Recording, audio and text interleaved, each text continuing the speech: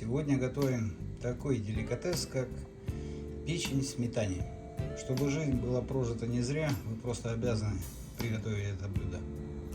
Нам понадобится печень, у меня куриная, репчатый лук, сметана, приправки на ваш вкус и соль.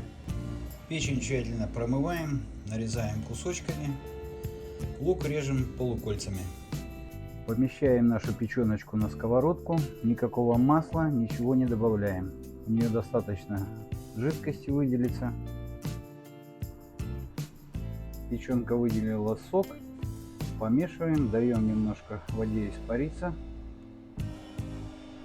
Прошло минут 10, жидкость наша испарилась, печеночка практически готова. Жидкости осталось немножко, добавляем лук.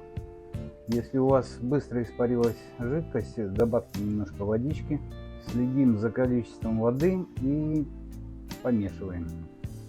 Печеночка наша уже практически готова. Сейчас дождемся, когда лук станет мягкий, и добавим приправки, соль и сметану. Так, лук у нас практически готов. Добавляем приправки, подсаливаем и добавляем сметаны.